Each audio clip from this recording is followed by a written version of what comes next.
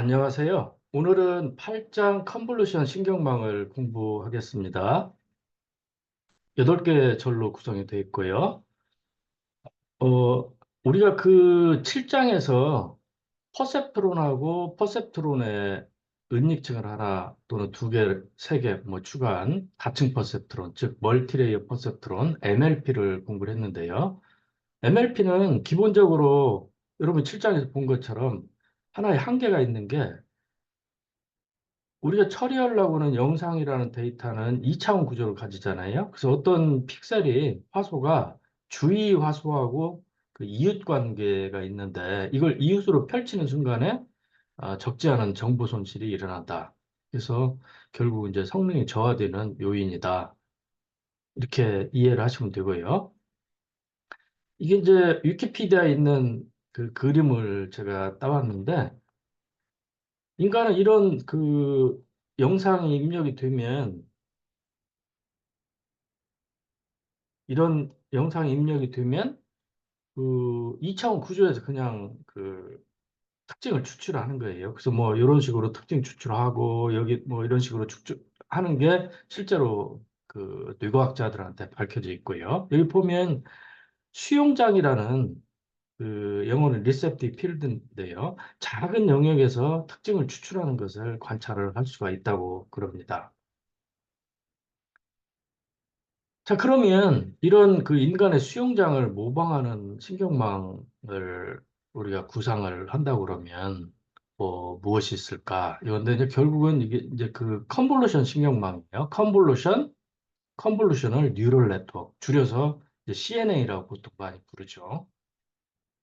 그래서 이 CNN은 딥러닝이 그 연구자들 사이에 널리 퍼지는데 크게 기여한 그런 모델이다 이렇게 보시면 돼요. 이제 뒤에서도 간단하게 이제 히스토리를 얘기를 할 겁니다. 그 다음에 응용이 지금 우리가 배우는 컴퓨터 비전, 어떤 영상이 들어오면 뭐 이 영상이 어떤 부류에 속한다는 그 분류, 그 다음에 그 속에 들어있는 그 물체의 위치를 지정하는 검출, 그 다음에 그 정확하게 물체 그 경계선을 따내는 분할, 그 다음에 동영상에서 어떤 물체가 이동하는 걸 추적하는 문제, 이런 문제에도 그냥 널리 널리 쓰이고 있고요.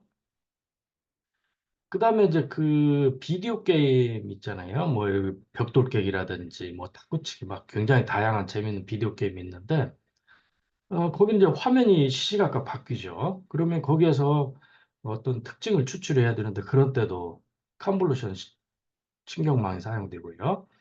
그 아주 유명한 알파고는 바둑판이 이제 19 바이 19 그 어, 모양을 띠고 있는데 지금 현재 바둑판이 어떤 형태를 띠고 있는지 이제 그것을 판단하는데도 그 컨볼루션 뉴럴 네트워크를 씁니다. 그리고 여러분이 그 이 스탠포드 대학의 이 CS231 랜이라는 강의가 아주 유명한데 여기 이제 컨볼루션 신경망 부분이 있어요. 그래서 여러분이 여기를 가보면 강의 노트를 볼 수가 있고 동영상 같은 것도 있고요. 그 다음에 그 이 중에서 그 컨볼루션 신경망 부분을 보고 싶으면 이제 여기를 참조를 하면 돼요. 뭐 유튜브에서 검색할 수도 있고요. 자, 그럼 이제 본격적으로 이제 컨볼루션 뉴럴 네트워크 CNN을 공부를 하는데 아까 말씀드린 대로 1차원을 펼칠 때 정보 손실이 일어난다. 그래서 여기 보면 이제 아주 간단한 4 x 4 영상 A하고 B 두 개가 있는데 이걸 1차원으로 펼치면 이제 오른쪽 같은 구조가 되고요. 이 A 다시 B 다시가 MLP에 입력이 된다는 거죠. 그러면 지금 여기 같은 경우 보면 이게 그 기역자가 이렇게 그 뒤집어져 있는 모양의 어떤 물체라고 우리가 가정을 하면 그것이 이렇게 그 180도 회전을 하고 이동을 하고 그러면 이제 A가 B라는 영상이 되는데 여기 원래 영상에서는 그런 걸 우리가 쉽게 파악을 할 수가 있는데 이게 이제 일참 구조로 펼쳐진 경우에는 이게 180도 회전해서 A 다시가 B 다시가 됐다는 것을 파악하기가 굳이 어렵죠. 정보 손실이 많이 일어난다는 거고요. 또 하나 문제는 여러분 알다시피 이제 그 입력층에 이런 노드들이 쭉 있고, 은닉층에 노드들이 있고, 뭐 출력층에 노드들이 있고, 여기 이제 완전 연결이 돼 있잖아요. 모든 노드상에 가, 에지가 있고, 그 위에 가중치가 있기 때문에 이 가중치가 굉장히 많아요. 그래서 예를 들면 256 바이 256 바이 3 영상을 입력하려고 그러면 이걸 쭉 펼치면 19만 6,608개의 입력 노드가 이렇게 있다는 거죠. 그 다음에 여기 이제 히든 노드 있으면 두 개를 이제 그 개수를 곱하면 여기 이제 가중치 매개 변수 개수인데 굉장히 많고 2층에서도 많고 이 다 더하면 전체적으로 매개 변수가 과다하게 많다. 자, 그러면 컨볼루션 신경망이 이제 그 이런 그 한계를 극복을 하려고 이제 등장을 하는데 일단 왼쪽은 아까 말씀드린 인간의 이제 수용장 리셉티브 필드인데 이게 실제로 그 우리 그 시각 시스템에 들어있는 그 세포인데 이런 식으로 이제 그 세포들이 덩어리를 이루고 있고요. 그리고 이제 이 바깥쪽에 있는 세포들이 있고 안쪽에 있는 세포들이 있고 그래서 이 놈을 단면을 그려보면 이제 이런 식으로 되어 있고요. 이런 하나를 우리가 리셉티브 필드라고 그러는데 이런 리셉티브 필드가 무지 많이 이제 시각 시스템에 분포가 돼 있다는 거예요. 그리고 그 각각의 어떤 이제 특징을 추출을 하고 그 특징들이 이제 이렇게 한데 얽혀져 가지고 두뇌가 이제 처리를 해서 뭔가를 인식을 하고 이런 방식으로 처리를 한다는 거고요. 후쿠시마라는 분이 1980년대 벌써 이제 40년이 훌쩍 넘었어요. 네오코그니트론이라는 신경망 구조를 새로 그 논문에 제시를 했는데 한 3쪽 정도 되는 짧은 논문인데요. 이게 지금 현대 우리가 쓰고 있는 이제 컨볼루션 뉴럴 네트워크하고 이제 비슷하게 돼 있어요. 그래서 이 필터를 적용을 해서 피처를 끄집어내고 또 그 다음 층에서 또 필터를 적용을 해서 또 특징을 끄집어내고 이걸 여러 단계에 거쳐서 하고 최종적으로 이제 마지막 단계에서 그 인식을 하는. 그래서 이 앞 단계에서는 특징을 추출하고 뒷 단계에서는 실제로 인식을 하는 이런 구조를 갖는 네오 코그니트론을 논문에 발표를 했고요. 물론 이 당시에 이제 이걸 구현을 해서 뭐 숫자 인식이라든지 뭐 또는 자연현상 인식이라든지 이런 데 잘 작동한다고 입증을 못했어요. 이런 신경망을 이제 제시만 한 거죠. 금방 말씀드린 80년에 네오 코그니트론이 제시가 됐고요. 이제 그 뒤에 실제로 이제 구현을 해서 성능을 그 확인하는 그런 연구들이 쭉 되다가 98년에 그 IEEE 프로시딩스 오브 IEEE라는 IEEE 학회에서 그 발간한 아주 유명한 그 학술지가 있는데 거기에 르쿤이라는 분이 르넷5라는 컨볼루션 신경망 모델을 제시를 했어요. 그리고 이걸 실제로 구현을 했더니 필기 숫자 인식을 굉장히 잘한다. 그래서 우리가 실제로 그 미국의 수표를 자동으로 입력하는 시스템 만들어서 실제 은행이라든지 이런 데서 그 활용을 하고 있다. 이런 논문을 발표하고요. 2010년에는 그 이미지넷이라는 데이터셋이 탄생을 해요. 이게 이제 자연 영상을 인터넷에서 모아놓은 여기 이제 그 고양이 부류에 대한 영상들을 예시를 하고 있는데 무지 많은 영상을 수집을 합니다. 그래서 아주 그 지금은 이거보다 훨씬 큰 데이터셋이 많이 생겼는데 2010년 당시에는 아주 혁신적인 그런 데이터셋이 되고요. 요게 이제 컨볼루션 신경망하고 이제 연결이 되면서 그 딥러닝 이제 그런 역사를 새로 쓰는 그런 계기가 되고요. 여기에 보면 한 1,400만 개 영상을 수집을 했고요. 이것을 21,841개의 부류, 뭐 고양이, 개, 뭐 보트, 그 바이시클, 퍼슨, 뭐 애플, 뭐 이런 식으로 사람들이 일일이 레이블링을 한 거예요. 여기 보면 이제 2만 개 넘는 부류 중에 1,000개 부류만 뽑아서 이제 그 경진대회, 그 인식 경진대회에 활용을 하는데 그 천 부류가 여기 이제 예시가 되고 있어요. 뭐 키트박스 뭐 해가지고 이런 것들이 음, 부류죠. 그래서 뭐 회일 같은 경우도 올해도 뭐 그레이 회일 또뭐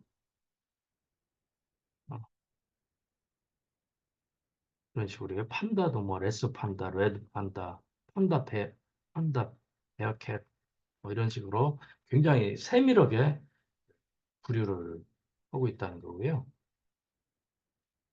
그다음에 2010년에 벌써 이제 그 14년이 흘렀네요.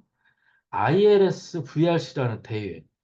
그러니까 이미지 전체 중에서 1,000부류만 뽑아가지고 그중에 이제 120만 장은 훈련 데이터로 쓰고 5만 장은 베리데이션 검증 데이터로 쓰고 15만 장은 이제 테스트 집합으로 사용을 해서 ILS VRC라는 대회를 이때부터 개최를 해요. 여기 보면 2010년에는 그 수작업 특징을 쓴 그 딥러닝을 사용을 안 했어요. 신경망을 사용을 하긴 했는데 그 피처를 그 자동으로 뽑아낸 게 아니라 이제 수작업 특징으로 룰 베이스로 이제 뽑아낸 거죠. 2011년도 마찬가지고요. 그래서 그 오류율 28.2%로 우승을 하고 그다음에 25.8%로 우승을 하고 2012년에 이제 사람이 룰 베이스로 피처를 그 설계를 하고 그놈을 이제 코딩을 해서 사용을 하는 게 아니라 컨볼루션 뉴럴 네트워크를 사용을 해요. 그리고 이게 알렉스 크리제프스키라는 그 대학원생, 그 토론토 대학의 힌튼 교수의 제자인데요. 그 친구가 이제 주도를 해서 만들어서 자기 이름 따서 이제 알렉스넷 이렇게 이름을 붙였어요. 그리고 그 획기적으로 15.3%, 10%로 오류를 1년 만에 줄여버린 거예요.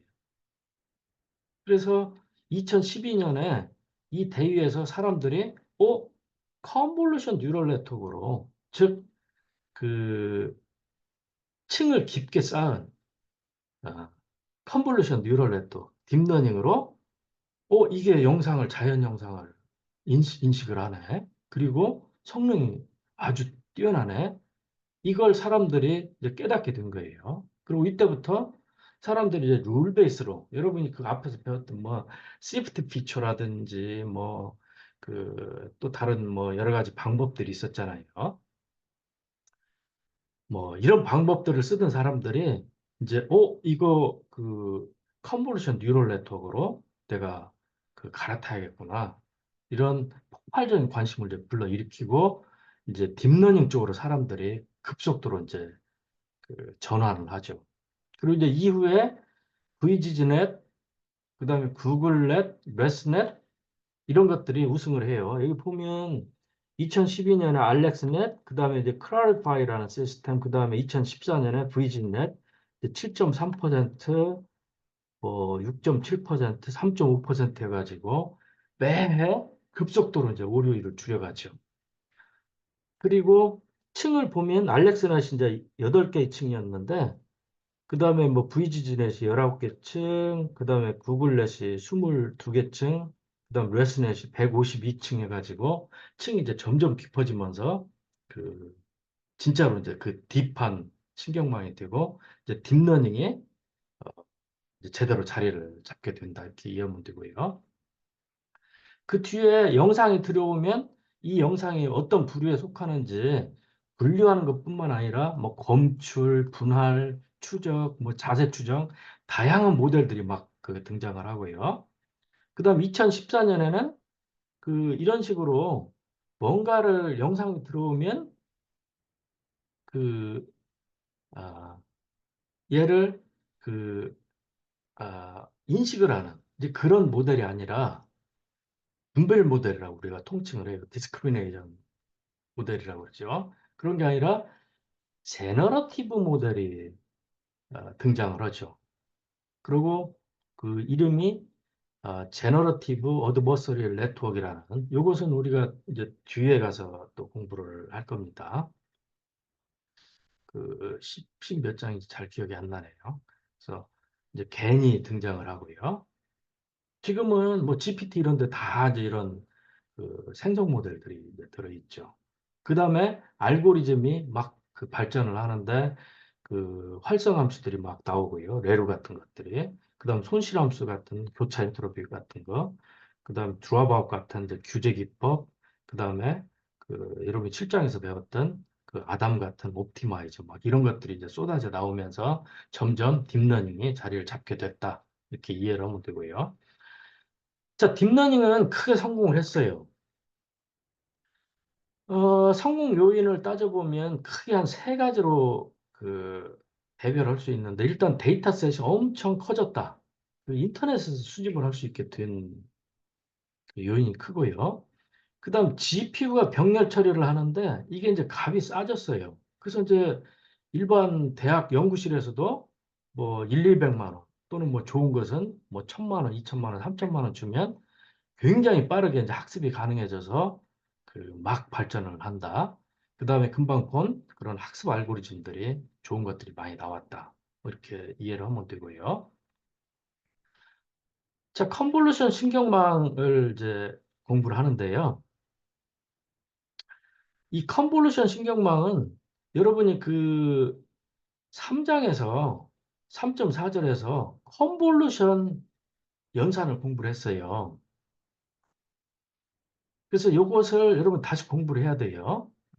그래서 가물거리는 학생은 다시 한번 거기를 살펴보기를 바라고요. 어떤 커널이 있고, 예를 들면 3바이 3이라고 그러면 이런 커널이 있고, 이 커널에 이제 값들이 다 배치가 돼 있어가지고, 이 값들에 의해서 그 뭐 수직에 찾고, 값을 뭐 다른 식으로 배치를 하면 뭐 수평에 찾고, 또 다른 값으로 설정을 하면 뭐 스무딩도 하고, 뭐 샤프닝도 하고, 엠보싱도 하고, 뭐 이런 거, 이런 공부를 했죠. 자, 그러면 이걸 사람들이 이제 그, 뭐, 여기는 마이너스 1로 하고, 여기 마이너스 1로 하고, 마이너스 1로 하고, 여기는 이제 쭉 0으로 하고, 여기는 플러스 1로 하면, 이건 이제 수직의지를 찾아준다. 뭐, 이런 걸 가지고 사람들이 이렇게 설계를 하는데, 이건 이제 사람들이, 아, 이렇게 하면 오른쪽 픽셀에서 왼쪽 픽셀을 빼니까, 이게 그 수직의지가 있을 때, 여기 이제 값이 커져가지고, 이 수직의지라는 걸 우리한테 알려준다. 이런 사람의 뮤지닝에 의해서 즉 룰을 만들었다 이렇게 보면 되는 거죠. 룰 베이스다 이렇게 우리가 얘기를 할 수가 있어요. 근데 도대체 이런 사람들의 뮤지닝, 룰이 어디서 왔냐 이거죠. 어디에서 왔냐. 뭐 그럴싸하긴 한데 정말 이게 최적이냐. 그다음에 내가 데이터셋이 있는데 이게 필기 숫자일 수도 있고 자연 형상일 수도 있고 아니면 뭐 고양이의 품종을 분류한 어떤 데이터셋일 수도 있는데 아니 다 똑같이 이런 필터를 고정된 필터를 써야만 되느냐. 데이터셋에 맞는 어떤 최적 필터가 있지 않을까? 자동으로 그걸 알아내는 어떤 그런 방법이 필요하지 않을까? 이런 발상이 가능하죠. 그리고 이제 이런 발상에서 오는 게 바로 컨볼루셔널 뉴럴 네트워크이다. 이렇게 보면 되고요. 결국은 CNN의 이제 핵심 아이디어는 최적의 필터를 학습으로 알아낸다. 이렇게 보면 돼요. 자, 컨볼루션 층은 컨볼루션 연산을 해야 되는데 이런 표준 컨볼루션, 즉 여러분이 3장에서 배웠던 컨볼루션에서 몇 가지 이제 확장이 필요한데 첫 번째는 이 입력 특징 맵이 우리는 이제 3장에서는 2차원 영상이라고 채널이 하나인 2차원 영상이라고 생각하고 그 공부를 했어요. 근데 실제로 입력 특징 맵은 그 3차원 텐서 구조예요. 맨 처음에 들어온 RGB 영상만 해도 채널이 이 K가 3이잖아요. 그래서 M 바이 N 바이 3 이런 영상이 즉 텐서가 들어온단 말이죠. 그리고 얘가 이제 컨볼루션 층을 한번 거치면 K 다시 게이트 채널을 갖는데 근데 뎁스가 깊이가 이제 K 다시인데 이게 이제 막 16도 됐다, 64도 됐다, 128도 됐다 이러거든요. 그래서 결국은 입력 특징 맵이 M by N by K. 그래서 뎁스가 K라고 그러면, 즉 채널 개수가 K라고 그러면 필터가 3차원 구조여야 된다는 거예요. H by H by K. 그래서 이 필터는 이 입력 특징 맵의 뎁스 K하고 같아야 된다. 다만 이제 그 H만 그 다른 거죠. 요 입력 특징 맵하고 그 보통 뭐 3 by 3을 쓰든지 H는 3이어가지고 또는 H가 5여가지고 5 by 5를 쓰든지 아니면 7이어서 7 by 7을 쓰든지 보통 3 by 3 아니면 5 by 5를 많이 써요. 그래서 그 3 by 3 by K 또는 5 by 5 by K 이런 3차원 필터를 사용을 해야 되고요. 그 다음에 이게 이제 그 신경망이기 때문에 여기 이제 그 꼭꼭지 비슷하게 있는데 바이어스를 갖는 즉 그 바이어스를 갖는 그런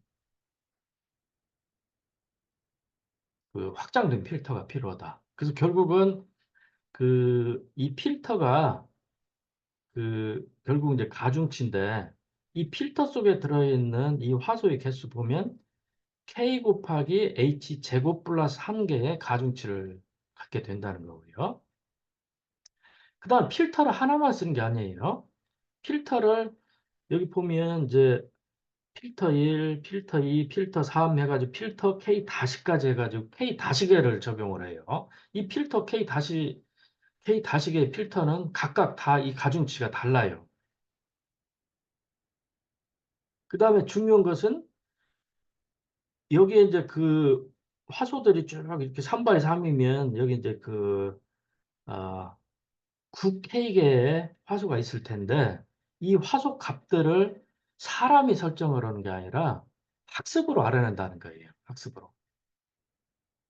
이게 이제 그 핵심이죠. 아까 우리가 얘기했던 초적의 필터를 학습으로 알아낸다는 얘기가 바로 이 필터를 사람이 미리 지정하는 게 아니라 그 초기값을 랜덤하게 지정한 다음에 학습을 통해서 점점 개선을 시켜서 그 최적의 가장 좋은 필터를 알아내는 게 CNN의 핵심 아이디어다 이렇게 보면 되고요. 자, 이렇게 이제 필터를 K 다시계를 적용을 하고 나면 이 M by N이 M 다시 by N 다시로 바뀌고요. 그 다음에 출력 특징 맵은 이 필터의 개수가 돼요. 이 필터 한 개가 채널 하나씩 이렇게 만들어내요. 음, 이 K 다시는 마지막 것 만들어내고요. 그래서 그 출력 특징 맵은 K 다시계에 이제 채널이 생기고 어, 요 M by N이 M 다시 N 다시로 바뀌는데 요것은 덧대기를 어떻게 할 건지, 즉 패딩을 어떻게 할 건지, 그다음 보폭 스트라이드를 얼마로 할 건지에 따라서 그 결정이 돼요. 이제 바로 뒤에 패딩하고 이제 스트라이드가 설명이 나오고요. 자, 이런 상황을 우리가 이제 그 간결하게 블락으로 표현하면 M by N by K 텐서가 이 컨볼루션 연산에 의해서 M 다시 N 다시 K 다시로 바뀌었다. 이런 식으로 이제 그림을 많이 앞으로 이제 그릴 거예요. 자, 컨볼루션 연산을 뭐 설명을 드리면 예를 들면 입력 특징 맵이 5 by 5 by 3 아주 그 작은 이제 입력 특징 맵이 들어왔다고 보고요. 필터가 두 개고 3 by 3 by 3 이 3하고 이 3은 이제 같아야 된다고 그랬죠. 그 필터가 이제 두 개네요. 그러면 이 필터 속에 그 화소가 27에다가 이제 바이어스까지 하면 28개가 되겠죠. 28개의 이 가중치가 그 학습으로 이제 알아내야 되는 거예요. 그래서 여기 이제 책에서는 아, 빨간색으로 학습이 알아내는 곳이라고 이렇게 빨간색으로 표시를 한 거고요. 그 다음에 제로 패딩을 적용을 하고 보폭을 2로 했다. 그러면 결국은 이 5 by 5 by 3 입력 특징 맵이 3바이 3바이 2 특징 맵이 되는 거죠. 필터가 두 개니까 이렇게 2가 되고요. 그 다음에 제로 패딩 적용하고 보폭이 2기 때문에 이제 3바이 3으로 되는데 제로 패딩을 적용을 했다는 얘기는 이게 이제 그 3바이 3 하면 이 그 경계선에 있는 화소에는 우리가 필터를 적용을 할 수가 없잖아요. 필터가 밖으로 이렇게 한 그 줄이 빠져나가니까요. 그래서 이 바깥쪽에 그 덧대기를 해가지고 요놈을 7바이 7로 확장을 하고 이 바깥쪽에 덧대기가 돼 있는 요 부분 화소들은 전부 이제 0으로 채운다는 거예요. 그다음 보폭이 일하는 것은 여기 적용한 다음에 바로 그 다음 거 적용하는 게 아니라 한 칸을 건너뛰어 가지고 그 다음 거에다 적용하고 또 한 칸 건너뛰어서 그 다음 거, 그 다음에 그 다음 줄도 행도 생략하고 그 다음 행에 그러니까 여기가 0이고 얘가 1이고 얘가 2행이라고 그러면 0 행에 적용하고 1행 건너뛰고 2행에 적용하고 뭐 이렇게 하라는 거예요. 그래서 결국은 3바이 3바이 2가 만들어지는 거예요. 그 다음에 여기는 이제 그 아까 그 스탠포드 대학 강의에서 따왔고요. 여기 이제 값만 제가 바꿨어요. 그 그림을 그리는 방식을 제가 그, 그 빌어왔고요. 이게 이제 하나의 필터예요. 이게 필터 1이고 필터 2고. 그래서 이게 이제 그 앞에서는 그림을 뭐 이런 식으로 이렇게 그렸는데 요 한 장, 두 장, 세 장 있잖아요. 그놈을 이렇게 이제 펼쳐놓은 거예요.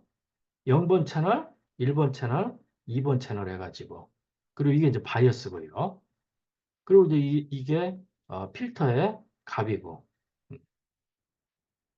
그래서 학습이 돼가지고 이제 이런 필터 값을 가지고 있다. 그 다음에 두 번째 필터도 뭐 이렇게 세 개의 채널을 갖고 바이어스를 갖고 그랬다. 그랬을 때 지금 여기에다가 지금 여기 이제 그 제로 패딩이 된 상황이고요.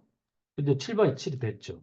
이 화소에다가 요 필터를 지금 씌워서 그 값을 계산하는. 그래서 이제 마이너스 4가 되는 그런 과정을 보이고요. 그 다음에 보폭이 2기 때문에 여기 생략하고 여기다 이제 그 다음 씌우는 거예요. 그래서 이제 그 11이 만들어지고 그 다음에 여기 씌워서 이제 9가 만들어지고 그 다음에 여기 씌워서 그 1이 만들어지고 뭐 이런 식이고요. 그 다음에 요 필터를 씌우면 이제 요 것이 만들어지고 그래서 이 필터에서 요게 만들어지고 요 필터에서 요게 만들어지고 그래서 3바이 3바이 2 그런 그 맵이 만들어지고요. 요것은 우리가 이제 그 활성함수를 적용하기 전에 값이기 때문에 앞에서 로짓이라고 부른다고 그랬죠. 이게 로짓이고 이 로짓을 활성함수다 집어넣으면 이제 출력 특징 맵이 되는 거죠. 자, 활성함수 레로를 쓴다고 그러면 음수는 0으로 바꿔버리고 양수는 원래 그 값을 유지를 한다고 그러면 마이너스 4가 0이 되고 뭐 이렇게 해가지고 이제 이런 출력 특징 맵이 나오는 거죠. 자, 여러분이 이제 다른 그 화소들도 직접 계산을 한번 해보세요. 여러분이 직접 손으로 귀찮지만 해보면 그 머릿속에 그, 잘 새겨집니다. 해보세요. 여기는 지금 요 화소값을 계산하는 이제 공식을 적은 거고요. 자, 우리가 이제 요런 그 필터를 적용을 하는 K 다식의 필터를 적용하는 이것을 가만히 살펴보면 같은 필터 값을 요 픽셀에도 적용하고 요 픽셀에도 적용하고 즉 입력 특징 맵에 그 모든 화소에다가 그 같은 필터를 적용하잖아요. 그래서 우리가 그 필터를 그 공유를 한다. 즉 필터에 들어있는 웨이트 값을 공유를 해서 특징 맵을 만들어낸다. 그래서 웨이트 쉐어링을 한다고 그래요. 자, 여러분이 요 아까 우리가 봤던 이 풀리 커넥티드 층 같은 경우 여기 이제 그 노드들이 잔뜩 있고 노드들이 잔뜩 있을 때는 이 가중치를 공유를 안 해요. 얘는 얘 나름대로 그 에지들이 있고 두 번째 노드는 두 번째 나름대로 자기 거 에지가 있고 즉 자기만의 가중치를 가지고 있다는 거죠. 그래서 이 우리가 7장에서 배웠던 풀리 커넥티드 층은 웨이트 쉐어링을 않는다. 즉 웨이트 개수가 굉장히 많다. 컨볼루션 뉴럴 네트워크는 웨이트 쉐어링을 하기 때문에 모든 화소들이요. 그래서 그 실제로 이 웨이트 가중치가 우리가 학습으로 알아내는 가중치가 훨씬 적다. 뭐 이런 거고요. 그 다음에 내가 그 요걸 적용을 할 때 그냥 이 주위에 있는 화소값들만 보거든요. 컨볼루션 연산이 이 로컬하게 보잖아요. 3 x 3만 보잖아요. 5 x 5 필터는 5 x 5만 보고요. 그렇기 때문에 그 부분 연결을 하고 있다.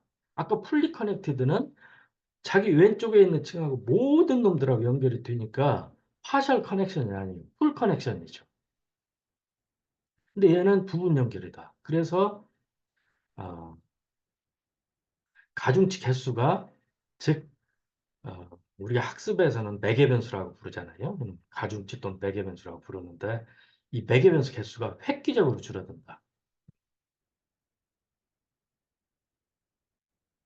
자, 컨볼루션 층의 연산량을 한번 계산을 해보자. 여기 이제 256 by 256 by 3, 그리고 보폭을 2로 하고, 제로 덧대기를 하고, 3 by 3 필터 64개를 쓰고 그러면, 여기 나온 것처럼 128 by 128 by 28 곱하기 64번의 곱셈을 수행을 한다는 거고, 여러분이 한번 잘 생각을 해보세요. 계산도 해보고요.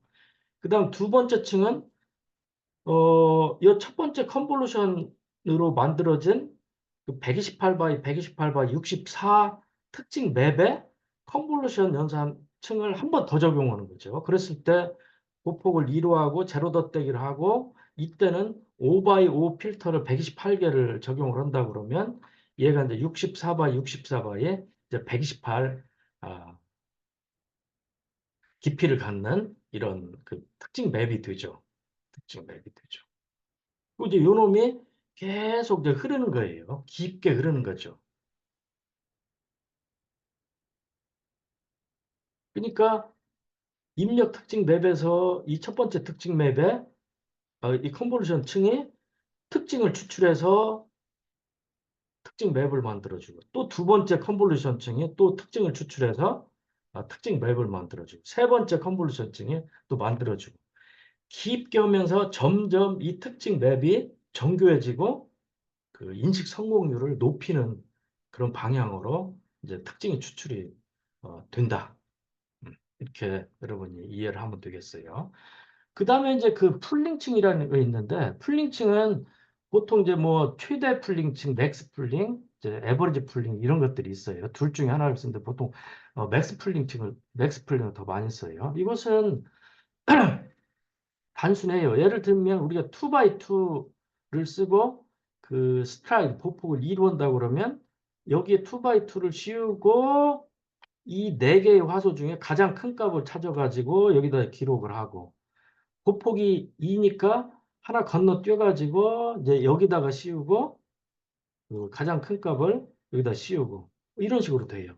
그리고 폭폭이 2기 때문에 이게 8 x 8이었던 놈이 4 x 4로 주는 거죠. 그래서 특징 맵을 줄이는 그런 것도 있고요. 여기 막 2, 3, 3, 7 막 이런 값들이 되게 세밀한 값들이 있는데 이것을 조금 좀 그 코어 속에 좀 거칠게 만들어주는 지나친 상세함을 줄이는 이런 효과가 있다는 거예요. 보통 컨볼루션 뉴럴 네트워크는 컨볼루션층, 풀링층, 컨볼루션층, 풀링층 뭐 이런 식으로 쌓아가요. 그래서 맨 처음에 n by n by k가 들어온다 그러면 여기서 이제 이 h는 이제 커널의 크기 3 아니면 뭐 5 이런 걸 쓰고요. 그 다음에 이 K는 필터의 개수죠. 그 다음에 그 S는 이제 보폭, 그다음에 P는 덧대기를 뭐 할 건지 이제 이런 것을 지정을 하는 거예요. 앞에 우리가 봤던 것처럼. 그러면 이제 이 특징 맵에 그 쉐입이 바뀌고 또 풀링하면 또 바뀌고요. 또 컨볼루션 바뀌고 이러면서 막 그 특징 맵에 그 흘러가는 거죠. 그래서 최종적으로 M5 다시네요. by MN5 다시 by 이제 K 3 다시인데 이런 특징 맵이 만들어지고요. 그 다음에 이제 플래튼이라는 그 층을 쌓아가지고 이게 이제 그 3차원 구조를 갖는 놈을 1차원 구조로 펼치는 거죠. 그래서 이제 1차원 구조가 이렇게 되면 그 다음에 이제 우리가 7장에서 배웠던 풀리 커넥티드 층 쌓고요. 그 다음에 풀리 커넥티드 층을 한번 더 쌓고 여기서는 여러분 이제 텐서플로에서는 애드댄스 이렇게 하면 돼요. 그리고 최종적으로는 이제 이 클래스 개수로 출력층을 이제 설정을 하고 그 숫자 인식 같은 경우는 이제 C를 10으로 설정을 하면 되죠. 그러면 이런 그 아키텍처를 설계를 하면 돼요. 이 부분은 최종적으로 10개, C개의 부류 중 하나로 분류를 하는 목적으로 쓰는 거고요. 7장 걸 빌어다 쓰는 거죠. 그 이 앞부분에 컨볼루션 풀링 요층은 이제 특징을 추출을 해내는 거고 이 전체가 한꺼번에 이제 학습으로 알아낸다는 거죠. 결국은 이 컨볼루션 층에 있는 그 필터들을 에 있는 가중치를 학습으로 알아낸다 이렇게 보면 되고요. 이 부분은 이제 그 노드들 간의 연결, 엣지 위에 있는 가중치를 학습으로 알아내고 그것을 그 별도로 하는 게 아니라 한꺼번에 이제 알아내는 그런 그 방식이다 이렇게 이해를 하면 돼요. 자, 르쿤이 98년에 그 획기적인 논문을 발표를 했고 자기 이름을 따서 르넷 5라고 그랬고요. 얘는 이제 그 층이 5개라 오라고 그랬어요. 얘는 컨볼루션, 풀리 커넥티드 2개를 쌓는 구조고요. 그 다음에 이 가중치 집합은 이제 이렇게 생겼고요. 한번 보면 요것은 그 논문에 있는 걸 제가 이렇게 그대로 좀 빌어다 한 거고요. 지금 우리 책에 있는 방식으로 그림을 그리면 맨 처음에 28바이 1 맵이 들어와요. 요 1은 왜 그러냐면 이게 그 엠리스트 숫자기 때문에 이 채널이 하나뿐이거든요. 컬러가 아니기 때문에. 그러면 5바이 5, 그 다음에 커널을 6개, 그 필터를 6개, 그 다음에 스트라이드 1로 하고요. 보폭 1로 하고, 어, 제로 패딩을 하고, 이렇게 하면 28바이 6이 되고요. 그 다음에 이제 풀링을 하는데 2바이 2짜리를 쓰고 보폭을 2로 하고 그래서 14바이 6이 되고요. 그 다음에는 5바이 5 그 필터 16개를 쓰고요. 이 경우는 실제로는 이제 5바이 6 필터가 되겠죠. 그놈을 이제 16개를 쓰고 그 보폭을 1로 하고 패딩을 않고 그래서 이제 10바이 16이 되고 또 풀링 적용하고 그다음 컨볼루션 적용하고 결국 이제 1바이 120이 되는데 이놈을 플래튼을 하면 이제 이 120개의 노드가 만들어지고 풀리 커넥티드 히든 레이어는 84개로 설정을 했고 숫자 인식이니까 이제 그 10개의 출력 노드를 뒀고 뭐 이런 구조를 가졌어요. 그 다음에 이 컨볼루션 뉴럴 네트워크는 내가 원하는 대로 이제 빌딩 블락을 쌓아가지고 다양한 어떤 그 목적을 달성을 할 수 있는데 이 오토인코더라는 또 그 컨볼루션 신경망이 있어요. 얘는 왜 오토란 말이 붙었냐면 입력 영상이 그 이제 그 입력으로 들어가면 출력 영상이 똑같은 거예요.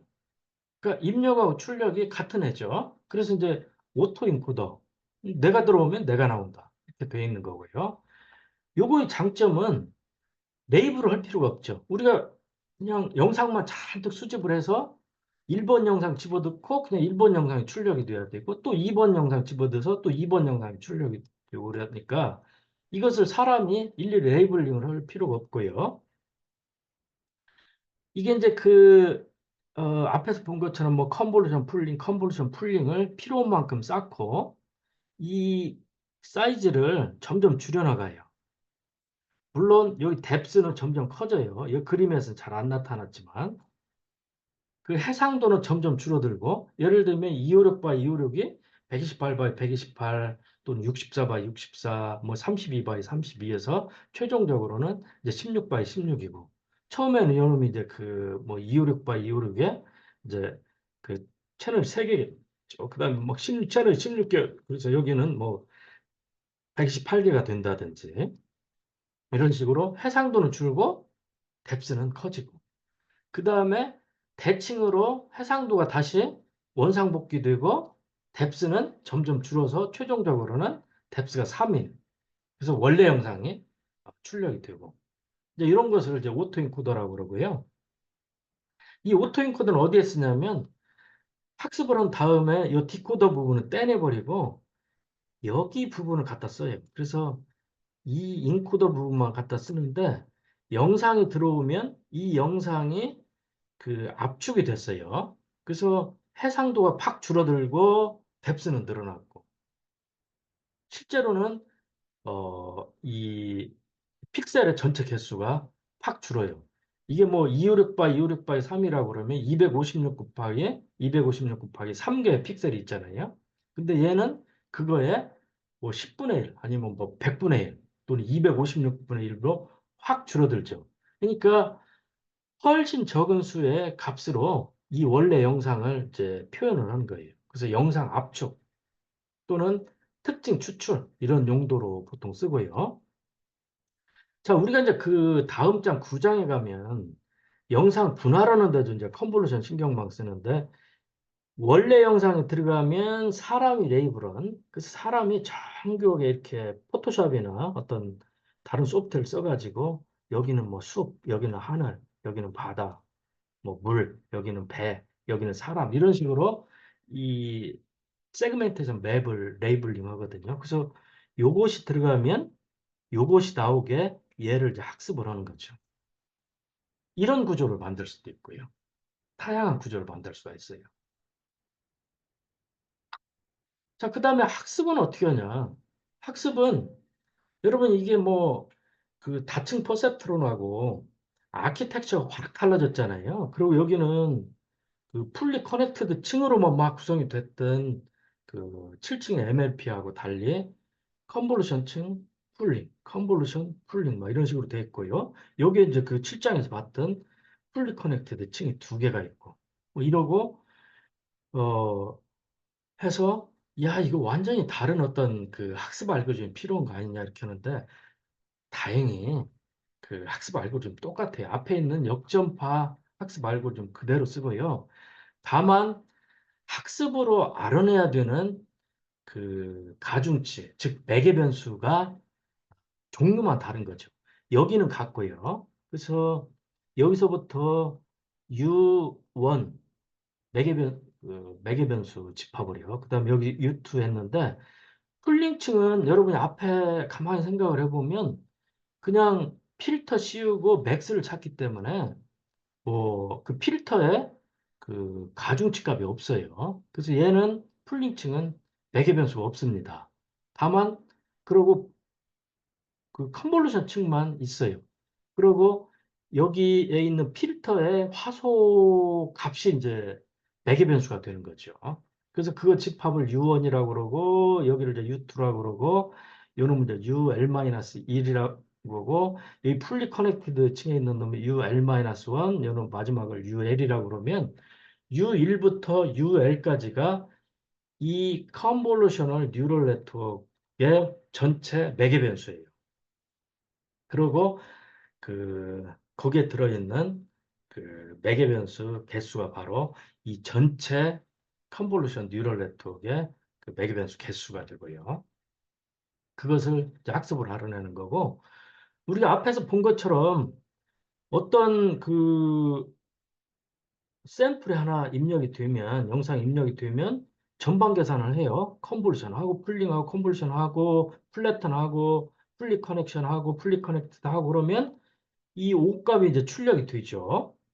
그래서 이걸 이제 출력 벡터 O라고 표기를 하면 이 입력에 대해서 우리가 레이블을 가지고 있죠. 예를 들면 이게 숫자라고 그러면 뭐 1이라는 거라고 그러면 1이라는 숫자라고 그러면 0, 1, 0, 0, 0, 0 이게 창값이 돼요. 그래서 그 5라는 게 출력이 됐는데 실제로는 Y가 돼야 되죠. 그래서 이 차이가 오류고 그래서 Y1하고 O1, Y2하고 O1을 각각을 빼고 제곱해서 다 더하고 이제 그놈을 이제 루트를 씌우고 그러면 민 스퀘어드 에러가 되는 거죠. 제곱을 안 씌워야 되네. 그래 민 스퀘어드 에러가 되네요. 제곱을 씌운 것은 앞에 루트가 붙어서 루트 민 스퀘어드 에러죠. 지금 우리는 앞에서 계속 루트를 안 씌운 그냥 제곱을 더한 거니까 민 스퀘어드 에러고요. 이제 그 민 스퀘어드 에러가 계산이 되면 그걸 가지고 우리가 앞에 했던 것처럼 이 풀리 커넥티드 층에 있는 UL 가중치 갱신, 그 다음에 여기 UL 마이너스 가중치 갱신, 그 다음에 요 UL 마이너스 2 필터에 들어있는 가중치 갱신. 그래서 역으로 계속 갱신을 하는 거죠. 그러면 이 새로운 그 매개변수 값이 가중치 값이 그 이 샘플 하나 가지고 그 학습을 해서 조금 나아진다는 거죠. 그걸 모든 샘플에 대해서 하면 한 세대가 지나고 한 세대 첫 번째 세대하고 두 번째 세대하고 그래서 뭐 30세대라든지 50세대는 100세대를 하고 나면 이 값들이 굉장히 정교한 값이 돼서 상당히 높은 확률로 이제 인식을 한다. 예. 똑같아요. 출장 학습 원리하고. 실제로 학습을 마치고 그 필터를 우리가 이제 그림으로 그려보면 이게 이제 필터를 32개로 한 어떤 층이에요. 이게 이제 여러 층이 있는데 그 중에 한 층을 딱 잡아가지고 그 층은 이제 32개의 필터를 가지고 있고 3 x 3이고 그 다음에 그 바로 직전 층에 뎁스가 3이어서 그 3 x 3 x 3 그런 이게 하나의 필터죠. 그 다음에 이게 두 번째 필터 해가지고 32개의 필터를 그레이스케일 영상으로 디스플레이를 해본 거예요. 그랬을 때 이런 모양의 필터들이 이렇게 만들어진 거예요. 이건 실제로 제가 이게 엠니스트인지 아니면 사이퍼 10인지 가지고 학습을 마치고 그 필터들을 이렇게 그 매트플롯 립을 써가지고 그려본 거예요. 우리가 해석은 안 되지만 이게 옵티멀한 필터라는 거예요. 사람이 그 리즈닝에 의해서 룰 베이스로 이렇게 뭐 마이너스 1을 뭐 0, 1 이런 식으로 설정했다고 하고는 사뭇 다르죠. 근데 이게 그 데이터셋의 최적인 그 데이터셋을 아주 정교하게 높은 애큐러시로 맞추는 그런 필터들이라는 거예요. 자, 우리가 이제 어, 컨볼루션 뉴럴 네트워크의 구조도 받고 학습하는 원리도 공부를 했고 그랬는데 얘의 성질을 우리가 엔드 투 엔드 러닝을 한다. 이렇게 얘기를 해요. 왜 얘가 엔드 투 엔드 러닝을 한다고 그러냐면 저는 이제 이걸 통치학습이라고 그랬고 다른 책 보면 뭐 종단간 학습 이러는데 한글로 통치학습이 훨씬 의미도 잘 전달하고 한글 쓰는 뭐 그런 뜻도 있고 그러지 않은가 싶어요. 자, 여러분 여기 보면 이 앞부분은 특징을 추출하는 부분이고 특징 추출을 1차원으로 펼친 다음에 이 뒷부분에서 이 시계의 값으로 이렇게 분류를 하는 역할을 하는 부분이에요. 그리고 요놈이 동시에 한꺼번에 학습이 된다는 거죠. 이 왼쪽 끝에서 오른쪽 끝까지 동시에 같이 학습이 된다고 그래서 엔드 투 엔드 러닝을 한다. 이렇게 불러요. 통치 학습을 한다. 이런 방식이죠. 이런 방식. 딥러닝 패러다임입니다, 이게. 우리가 앞에서 공부했던 것은 특징 추출을 하는 것은 그 별도로 만들고, 그 다음에 분류하는 것은 별도로 만들고, 그래서 두 개를 이어붙여 가지고 그 프로그래밍을 하고, 뭐 이런 식으로 그 했던 거죠. 우리는 엠리스트라든지 사이퍼 테너를 할 때 이 특징 추출 부분은 뭐 정교한 특징 추출 알고리즘 우리가 고안하지는 않고 그냥 픽셀을 특징으로 그 간주를 하는, 그래서 뭐 굉장히 간단한 그런 특징 추출을 썼다고 생각을 하면 돼요. 그리고 실제로 우리가 학습을 하는 것은 이 부분만 가층 퍼셉트론으로 만들어서 이 분류하는 부분만 학습을 한 거예요. 그래서 전체적으로는 이제 이런 구조를 갖는 꼴이죠. 그래서 이쪽에서는 수작업 특징을 추출하고 여기서는 이제 실제로 학습을 어, 해서 분류를 하고. 근데 얘는 전체를 엔드 투 엔드 러닝으로 이제 학습을 한다. 컨볼루션 신경망 굉장히 잘해요. 왜 잘하냐? 여러 가지가 이유가 있는데 일단 데이터의 원래 구조를 그대로 유지를 해서 집어든다. 물론 여기서 플래튼을 하지만 여기는 충분히 플래튼을 해도 되는 이제 그런 특징 맵이 만들어졌어요. 그래서 그냥 쭉 펼쳐도 큰 문제가 없다. 그 다음에 그 특징 학습을 통해서 최적의 특징을 추출한다. 학습을 통해서 특징을 추출하는 거예요. 즉, 좀 구체적으로 얘기하면 특징을 추출하는 이 필터를 학습으로 알아내는 거죠. 그래서 컨볼루션 신경망은 특징 학습을 한다. 이렇게도 얘기해요. 피처 러닝을 한다. 이렇게 얘기를 해요. 그 다음에 신경망의 깊이를 아주 깊게 할 수가 있어요. 그래서 뭐 르넷은 불과 5개 층을 했지만 그 뒤에 아까 여러분 그 ILSV 그 보면 막 그 9층이 됐던 게 막 20 몇 층 됐다가 막 100 몇 층 되고 그러잖아요. 그게 가능한 게 이 그 컨볼루션 층이 필터를 쓰는데 필터가 앞에서 우리가 봤던 것처럼 웨이트 쉐어링을 하고 요 가중치 공유를 하고 그 다음에 파셜 커넥션을 하기 때문에 실제로 이 한 층에 있는 필터의 매개 변수 개수가 그 이 컨볼루션 층의 하나의 층보다 훨씬 적어요. 그렇기 때문에 이 층을 깊게 해도 전체 매개 변수 개수가 감당을 할 만하다. 그래서 신경망 깊이를 깊게 할 수 있다. 신경망 깊이를 깊게 하면 그 인풋에서 점점 좋은 특징을 만들어 가지고 이제 뒷부분에 이제 전달을 할 수가 있다. 이렇게 이해를 하면 되고요.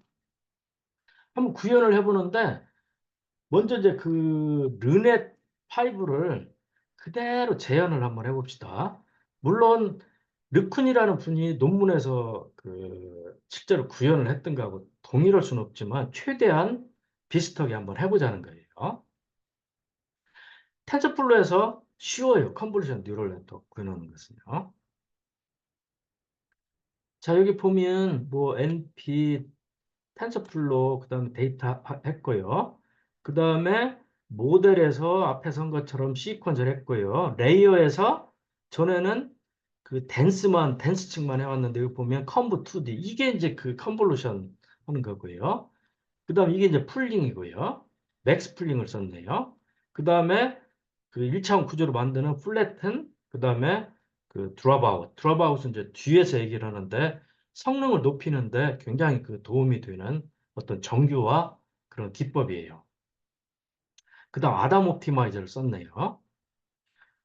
자, 엠리스 로드 데이터에서 훈련 집합, 테스트 집합 읽어오고요. 이게 이제 그 컨볼루션 층이 맨 처음에 그 이렇게 쌓을 텐데요. 거기에 맞게 쉐입을 어, 우리가 이제 그 만들어야 돼요. 그죠? 뮤쉐입으로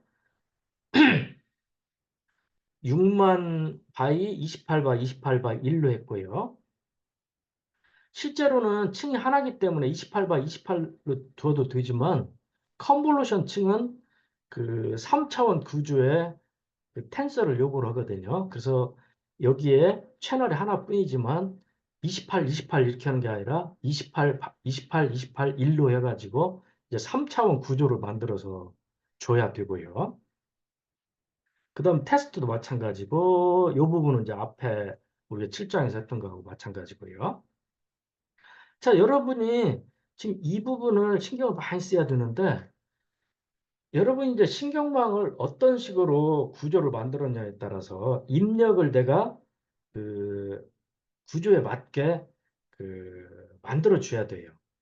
그러니까 입력층이 요구하는 텐서 쉐입대로 지금 여기 본 것처럼 리쉐입을 하든지 그래가지고 텐서 쉐입을 일치를 시키고 그놈을 입력을 해줘야지 이제 요것을 못 맞춰가지고 여기서 막 오류나고 왜 오류났는지 몰라가지고 막 그 고생하고 이런 학생들 많이 봤어요. 그래서 이 부분을 신경을 많이 써라. 요거요. 자, 요 부분이 이제 신경망 구조를 만드는 건데 자, 맨 처음에 이제 시퀀셜을 해가지고 이제 CNN이라는 변수에 저장을 하고요. CNN add에서 우리가 이제 7장에서는 add dense를 했는데 여기서는 conv 2D여 가지고 컨볼루션 층을 쌓아요.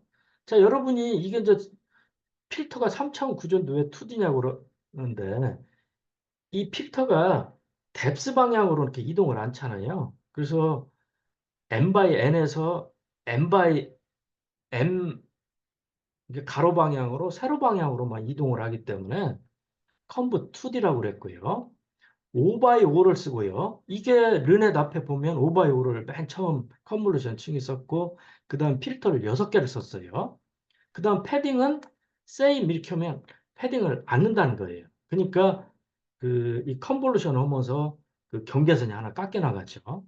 그 다음 레루를 썼고요. 아마 이분은 그 당시에 레루가 개발이 안 돼 있어서 시그모이드 이런 거 쓰지 않았나 싶어요.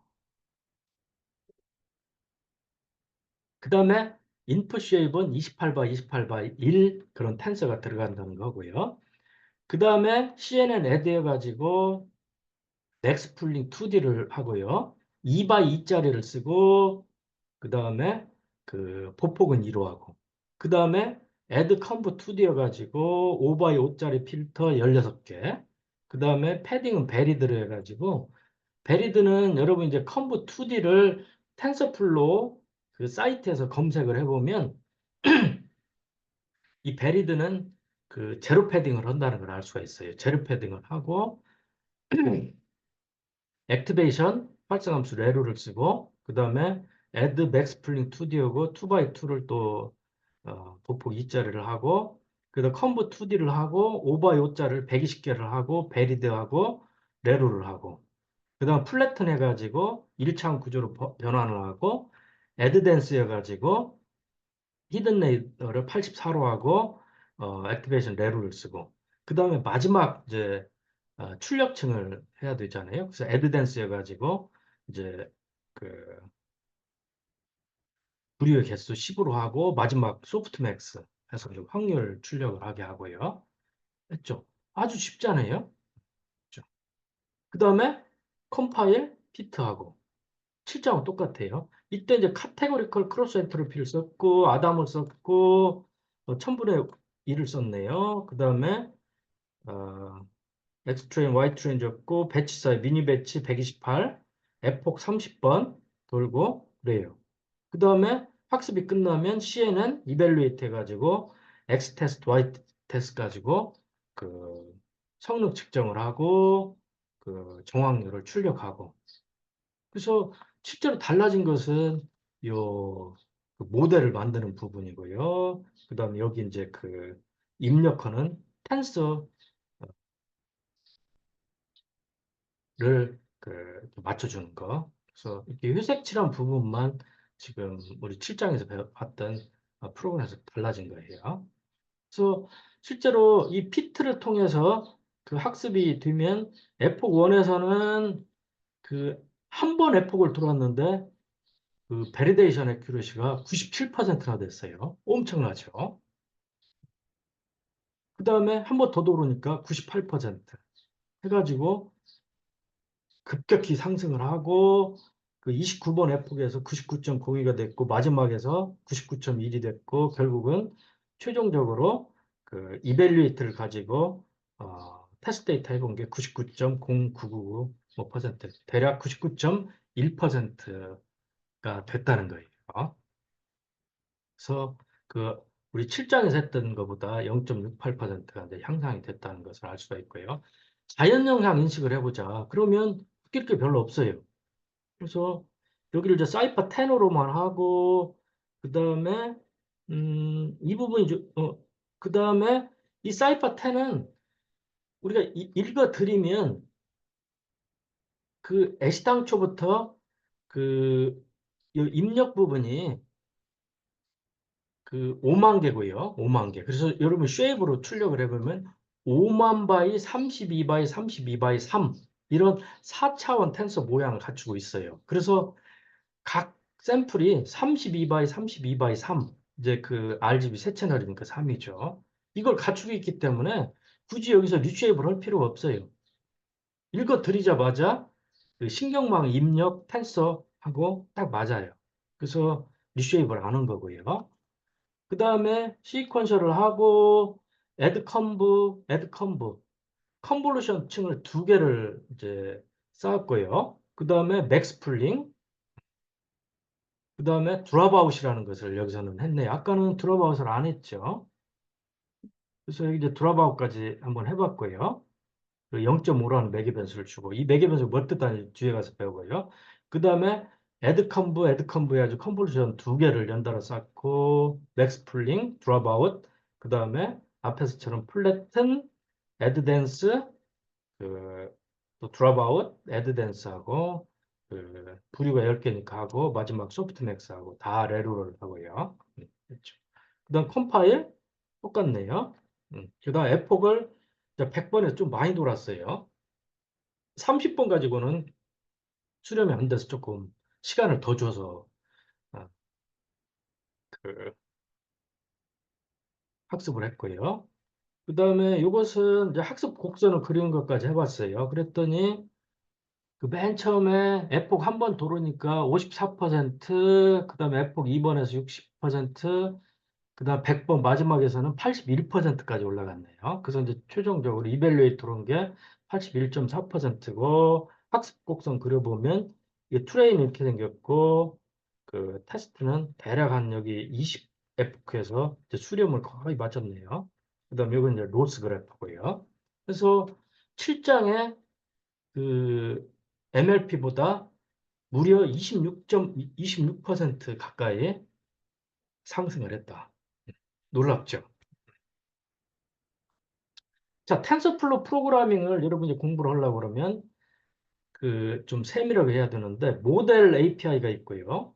그 다음에 그 레이어, 그 다음에 옵티마이저, 그 다음에 손실함수인 로스 이 네 가지를 잘 살펴야 되고요. 이 모델은 우리가 시퀀셜만 사용을 했는데 시퀀셜은 우리가 이제 앞에 예를 들면 이런 식으로 이제 그 모델 하나 만들었다. 시퀀셜 한 다음에 애드 컨브. 그 다음에 아까 제가 말씀을 안 드렸는데 컨볼루션 층은 반드시 무슨 뭐 표준이 있어가지고 컨볼루션 풀링 이렇게만 써야 되는 건 아니에요. 컨볼루션 풀링 뭐 이렇게 할 수도 있고 또는 컨볼루션 풀링 이럴 수도 있고 풀링을 생략할 수도 있고 다양한 어떤 구조가 가능하고요. 자, 시퀀셜 한 다음에 애드 플래튼, 애드 댄스를 했다. 이게 우리가 이제 시퀀셜 모델 가지고 코딩하는 방식이고 이 펑셔널 API는 우리가 앞에서 얘기한 것처럼 이게 그냥 그 텐서 하나가 그냥 시퀀셜하고 이렇게 쭉 이렇게 흘러서 마지막 출력층까지 가는 경우에는 시퀀셜을 쓰면 되고요. 가령 그 중간에 그 흘렀다가 그이 특징 맵이 뭐 다른 경로로 흘러가고 또 다른 경로로 흘러가고 이런 식으로 나뉘는 경우에는 이 시퀀셜 가지고는 코딩을 할 수가 없어요. 그때는 이제 펑셔널 API를 써야 되는데 이제 펑셔널 API는 코딩하는 방식이 맨 처음에 이제 인풋을 쉐입을 주고요. 그래서 그것을 이제 변수로 받는 거예요.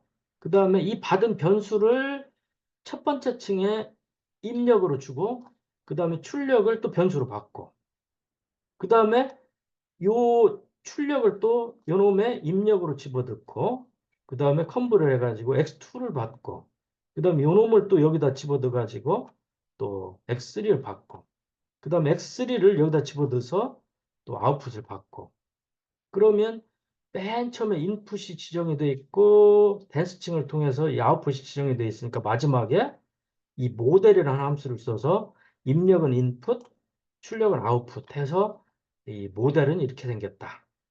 이런 식으로 코딩하는 방식이에요. 시퀀셜은 여기 본 것처럼 맨 처음 시퀀셜에서 모델이라는 변수를 여기서 만들고 모델이라는 변수에다가 add, add 이렇게 해가지고 쌓아가는 거고요. 여기서는 입출력 관계를 다 만들고 최초 입력, 최종 출력을 가지고 모델이라는 마지막에 함수를 써서 입출력을 주고 이 모델이라는 변수를 만드는 방식이고요. 그래서 코딩하는 방식만 달라요. 그래서 여러분이 그 요것도 그 펑셔널 API 방식으로 똑같은 구조를 코딩을 할 수가 있어요. 음. 다만 이 펑셔널 API 방식을 쓰면 어느 순간에 X2가 만들어지면 하나는 플래튼 해가지고 아웃풋으로 가고 또 그 밑에 X2를 가지고 또 X4를 만들어가지고 또 다른 어떤 경로로 이렇게 이동을 시켜가지고 그 최종 출력을 만들어서 그 나중에 또 합치기도 하고 뭐 이런 일들이 이제 가능해진다는 거죠. 그 다음에 층을 쌓는 데는 그, 맨 처음에 이제 댄스를 받고 컴보 2D 뭐 이런 것들이 있고요. 이거 말고도 굉장히 많습니다. 그 다음에 로시스라는 모듈에서 보면 우리가 지금 쓴 것은 MSE를 7장에 써봤고 8장 지금 현재에서는 카타고리컬 크로스 엔트로피 이제 분할 같은 걸 할 때는 보통 포칼로스 같은 게 있어 굉장히 많다는 거고요. 옵티마이저는 그 가장 기본적인 SGD, 아담 뭐 이런 것들이 있다는 거. 그렇습니다. 자, 시간이 많이 흘러서 1교시는 여기서 마칠게요. 여러분 수고 많았습니다.